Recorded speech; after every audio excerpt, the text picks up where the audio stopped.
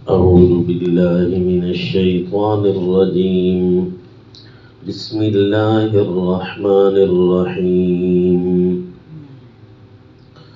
ولا تقف ما ليس لك به علم إن السمع والبصر والفؤاد كل أولئك كان عنه مسؤولا. وصلی اللہ علی النبی الکریم. سورہ بنی اسرائیل آیت نمبر 36. اللہ کریم یہاں اس مقام پر چند آداب ارشاد فرما رہے ہیں. تقریباً 15 احکام سورہ بنی اسرائیل کے اس مقام پر موجود ہیں. ان میں ایک ایسا امر جس پر پوری زندگی مشتمل ہونی ہے، صبح اور شام اس نے پیش آنا ہے، اس پر ایک خوبصورت رہنمائی فرما دی کہ بس اسی کے پیچھے چلتے رہنا اور دھیان کرنا. وہ یہ کہ لا تقف ما لیس لک بہ علم، تو اس چیز کے پیچھے نہ چلنا جس کا تجھے کوئی علم نہیں ہے.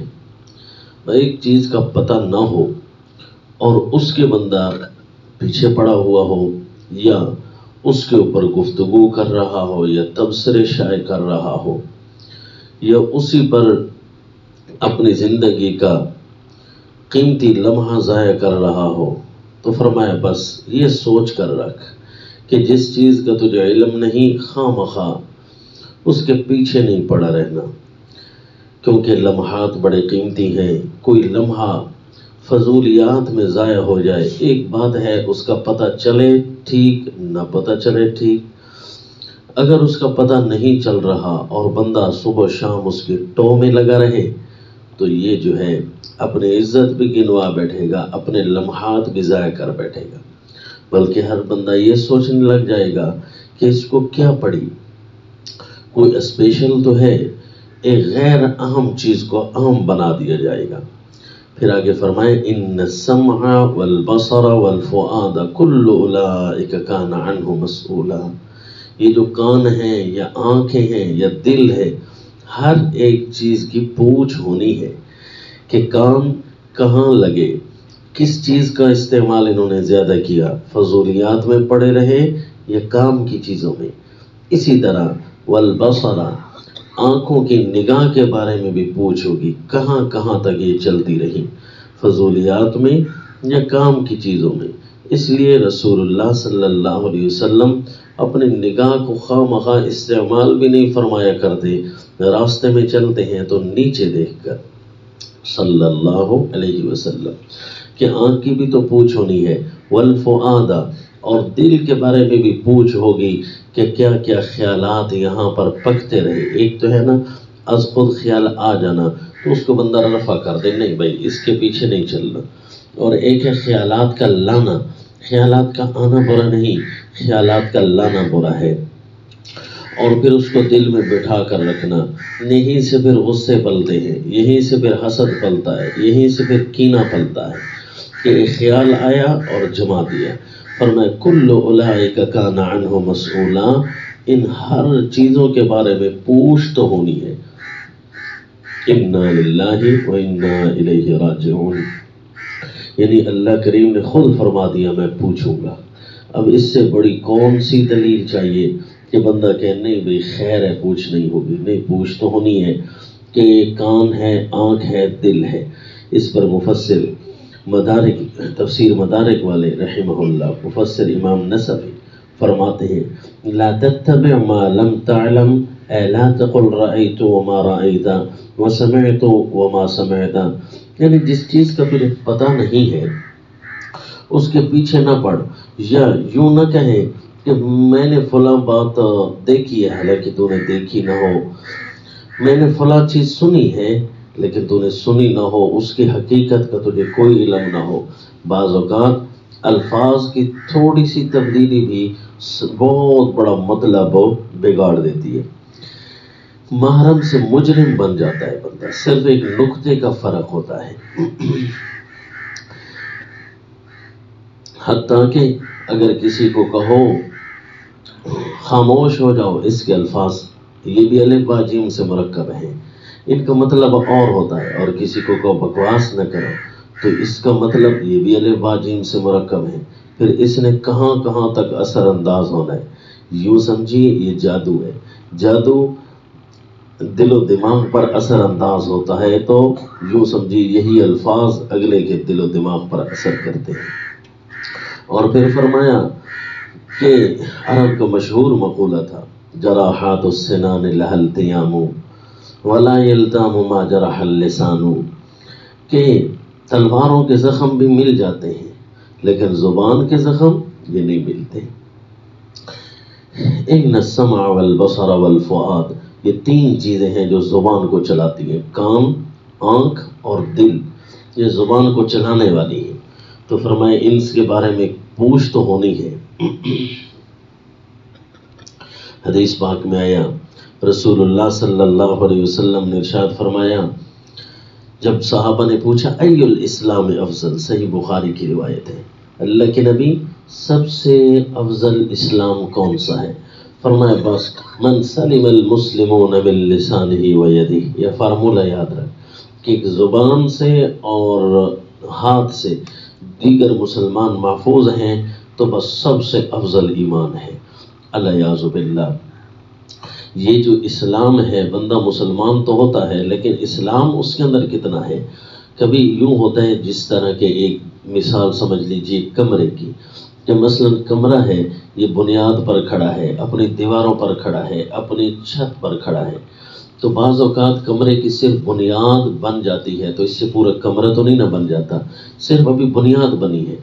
تو کوئی آدمی ایسا ہے جو اسلام کی صرف بنیادی باتوں پر بمشکل عمل پیرا ہے، ابھی اس کی عمارت باقی ہے، اور کوئی پھر جب دیواریں کھڑی ہو جائیں تو اس کا یہ مطلب کہ پورا کمرہ تیار ہے نہیں، وہ اس سے بندہ پورے فوائد تو نہیں نہ اٹھا سکتا۔ تو اسی طرح سمجھ لیجئے کہ کوئی اپنے اسلام میں صرف اس قدر ہے کہ اس نے اپنی دیواروں تک تعمیر کر رکھی ہے، باقی اس سے اوپر نہیں ہو رہا۔ اور اسی طرح ایک آدمی ہے، چھت اس نے بنا لی ہے، پھر چھت کمزور ہے، پھر چھت طاقتور ہے، اس میں کیا لگا ہے؟ اسی طرح کسی کا اسلام بظاہر تو پورا نظر آ رہا ہے لیکن کمزور زیادہ ہے، بس اپنی اسلام کی عمارت کے بنانے کی فکر میں رہنا۔ یوں سمجھیے میرے نبی صلی اللہ علیہ وسلم نے فرمایا افضل ترین عمارت بنا لے گا اگر اس فارمولے پر عمل رکھے کہ اپنی زبان اور اپنے ہاتھ سے دوسرے مسلمان محفوظ رہے، کیونکہ یہ ہاتھ اور زبان کو چلانے کے لیے یہ کان، آنکھیں اور دل و دماغ میں پکنے والے خیالات یہی چیزیں چلاتی ہیں اس کو۔ اور پھر فرمایا صحیح بخاری میں من یضمن لی ما بین لحییہ وما بین رجلیہ اضمن لہ الجنہ، جو مجھے اپنی زبان اور اپنی شرمگاہ کی ضمانت دے دے اس کو کہ حرام سے بچاؤں گا، تو اللہ کے نبی نے فرمایا میں جنت کی ضمانت دیتا ہوں۔ جس طرح ہمارے یہاں کوئی کہتا ہے نا میں لکھ دیتا ہوں، اسی طرح اللہ کے نبی نے اتنے وثوق سے فرمایا میں جنت گویا لکھ دیتا ہوں، ضمانت لیتا ہوں، یعنی میں لے کر دوں گا۔ اتنے بڑے الفاظ رسول اللہ صلی اللہ علیہ وسلم نے طاقت کے ارشاد فرمائے اتنی بڑی بات پر۔ اور اسی طرح صحیح بخاری میں باب کتاب الرقاق باب حفظ اللسان کے اندر ہے کہ زبان کی حفاظت کے بارے میں احکام، اس میں سیدنا ابو ہریرہ رضی اللہ عنہ کا ارشاد کہ میں نے رسول اللہ صلی اللہ علیہ وسلم کو یہ فرماتے ہوئے سنا، ان العبد لا يتكلم بالكلمة ما يتبين فيها يزل بها في النار ابعد مما بين المشرق، کہ ایک بندہ ایسا جملہ بول بیٹھتا ہے، ایسا کلمہ زبان سے نکال بیٹھتا ہے کہ اس کو اس کی کوئی ضرورت نہیں ہوتی، نہ اس سے کوئی چیز ثابت کرنا چاہتا ہے، نہ اس پر کسی بات پر روشنی ڈالنا چاہتا ہے، بس ایک فضول کلمہ تھا جو بول بیٹھا، لیکن کبھی کبھی ایسا سخت ہوتا ہے وہ کہ جس طرح مشرق اور مغرب کے درمیان ہے نا، اتنا دور وہ جہنم کی وادیوں میں پھینک دیا جاتا ہے۔ اور اسی کے ساتھ دوسری روایت میں یوں ہے، ان العبد لا يتكلم بالكلمة من رضوان الله لا يلقي بها لها بالا يرفعه الله بها درجات، کہ بندہ بعض اوقات ایسا کلمہ بولتا ہے اللہ کی رضا اس کے اندر اتنی بڑی ہوتی ہے کہ اس کو نہیں پتا ہوتا کہ میں نے اتنا اچھا اور قیمتی جملہ بولا ہے، اللہ اس کے ذریعے اس کے کئی درجات بلند فرما رہے ہوتے ہیں. اس لیے کہ حدیث پاک میں جنتی کی خاص نشانی ہے اطاب الکلام، اس کے زبان کے بول عمدہ ہوں گے. عمومی زندگی میں بھی زبان کے بول عمدہ ہے. اب 100%، 50%، 90% کتنے ہیں زبان کے بول عمدہ، یہ ہر بندہ اپنا حساب کرے گا. وہ یعنی اپنے آپ کو نمبر دے گا کہ میرے نمبر اتنے ہیں. پھر جتنے نمبر اگر کم ہیں اس سے زیادہ کی محنت شروع کر دے. وَإِنَّ الْعَبْدَ لَا يَتَكَلَّمُ بِالْكَلِمَةِ مِنْ سَخَطِ اللَّهِ لَا يُلْقِي لَهَا بَالًا يَهْوِي بِهَا فِي جَهَنَّمَ. اور پھر فرمایا کہ بندہ ایک ایسا جملہ بھی بول بیٹھتا ہے ہوتا اللہ کی ناراضگی کا ہے، اس کو پرواہ بھی نہیں ہوتی کہ میں نے کوئی خراب جملہ بھی بولا ہے، حالانکہ اس ایک جملے کی وجہ سے وہ جہنم کا ایندھن بن رہا ہوتا ہے. الیاذ باللہ. تو اصل میں یہ اللہ کے نبی، اللہ تعالیٰ کا یہ جو بتایا ہوا فارمولہ تھا انسانی حیات کے لیے، وہ یہی تھا کہ آنکھ اور کان اور دل، اس کی جب حفاظت کرو گے خود بخود ایسا ہوگا کہ زبان غلط نہیں بولے گی.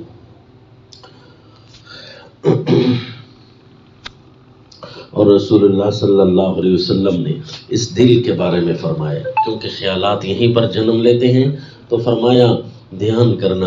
بخاری شریف کی روایت ہے، رسول اللہ صلی اللہ علیہ وسلم نے فرمایا ایاکم والظن فإن الظن اکذب الحدیث ولا تحسسوا ولا تجسسوا ولا تناجشوا ولا تحادثوا ولا تباغضوا ولا تدابروا وكونوا عباد اللہ اخوانا.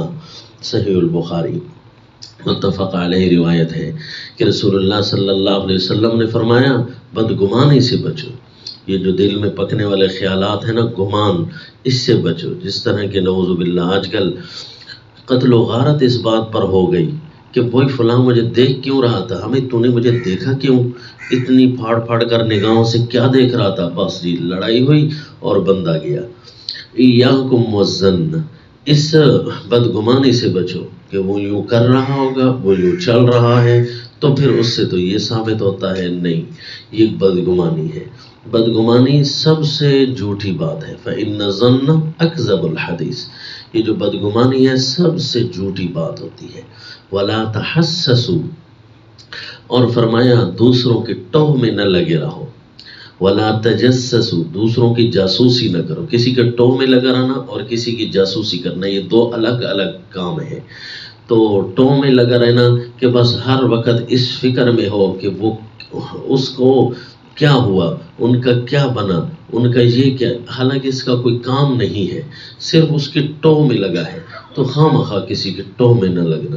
ولا تجسسوا، اور جاسوسی نہ کرنا. جاسوسی کے لیے پھر یہ ہوتا ہے کہ بندہ اس لیے جاسوسی کرتا ہے کیونکہ کوئی آگے ایکشن کرنا ہوتا ہے، اس نے کام کرنا ہوتا ہے، اس پر کوئی اس نے اپنے اعمال، اپنے کردار کی کوئی بنیاد رکھنی ہوتی ہے کہ بھئی اس کے ساتھ پھر میں یوں کروں گا. تو منع کر دیا، نہ ٹو میں لگے رہو اور نہ کسی کی جاسوسی کرو. ولا تناجشوا، اور ایک دوسرے پر بڑھنے کی بے جا ہوس نہ کرو. ایک دوسرے پر بڑھنا. لا تناجشوا، اس نے یہ کیا میں بھی یہ کرتا ہوں، نہیں. اللہ نے جو آپ کو جو وسعت دی ہے، جو کام دیا ہے، جو چیز دی ہے، بس اسی میں ہی آگے بڑھ کر اللہ کا شکر ادا کرنا ہے. انبیاء کرام کا طریقہ ہے کہ دعا فرماتے ہیں رب اوزعنی ان اشکر نعمتک التی انعمت علی. اے اللہ، جو تو نے میرے اوپر نعمت کی ہے مجھے توفیق نصیب فرما کہ میں اس کی قدر کروں اور اس کی شکریہ ادا کروں. لہذا ایک دوسرے پر بڑھنے کی بے جا ہوس نہیں ہونی چاہیے. لا تناجشوا، اس کو کہتے ہیں چیڑی مارنا. ولا تحاسدوا، اور آپس میں حسد نہ رکھو کہ بھائی کسی کے پاس کوئی اچھی نعمت آ گئی ہے تو اللہ نے دوسری نعمت آپ کو بھی اچھی دینی ہے، یہ ملی ہوئی ہے. تو کسی کی بھی اچھی نعمت دیکھ کر اس کی اور زیادہ حوصلہ افزائی اور اس کی اور زیادہ مبارکباد. یہ مسلمانوں کا طریقہ ہے کہ ایک دوسرے کی اچھی نعمت دیکھ کر اسے دعا دیتے ہیں کہ اللہ تجھے مبارک کرے، اس کے اور زیادہ تو خیریں وصول کرے. یہ مسلمانوں کا طریقہ ہے. جبکہ کفار کیا کرتے ہیں، ان کے پاس ایک ایسی چیز نہیں تھی تو ایک دوسرے کی نعمتیں چھیننے کی فکر میں لگے رہے. نعوذ باللہ، اس کو کہتے ہیں حسد. اب اگر مسلمان اپنا طریقہ چھوڑیں تو پھر کتنا شیطان خوش ہوتا ہے. لا تحاسدوا، ایک دوسرے سے حسد نہ رکھو، یعنی نعمتوں کے چھیننے کی فکر میں نہ رہو کہ کاش اس سے یہ نعمت چھن جائے، کاش اس سے یہ نعمت چھن جائے.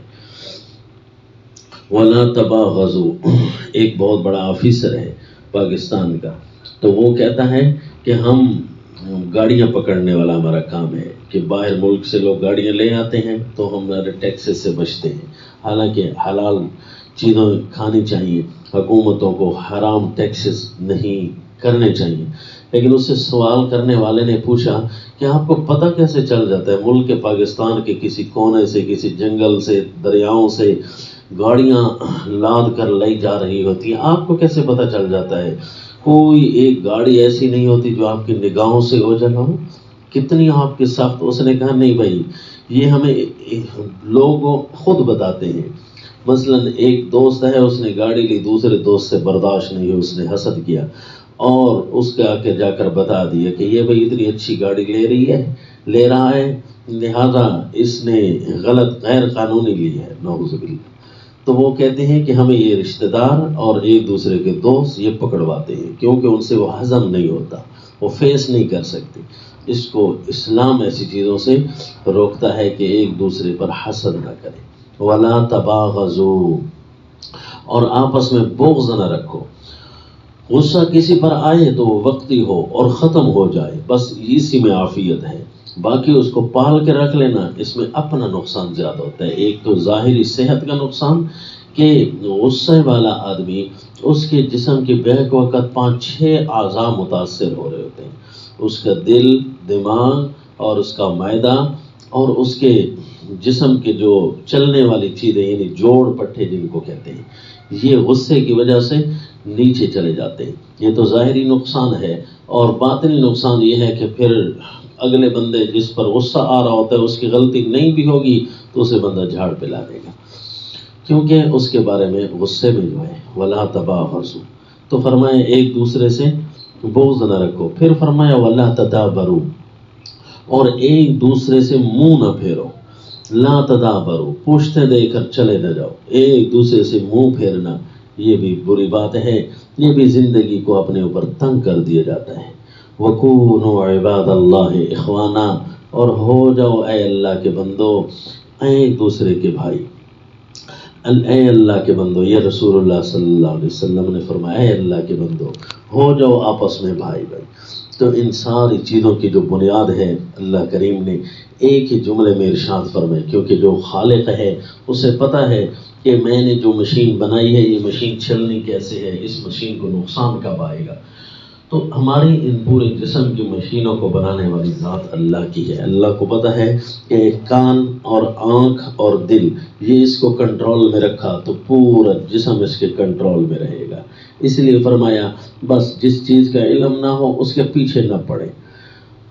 باقی جو ہے دل اور کان اور آنکھ اس کے بارے میں سوچ کر رکھے کہ مجھے اس کا جواب دینا ہے. وَمَا عَلَيْنَا إِلَّا الْبَلَاغُ.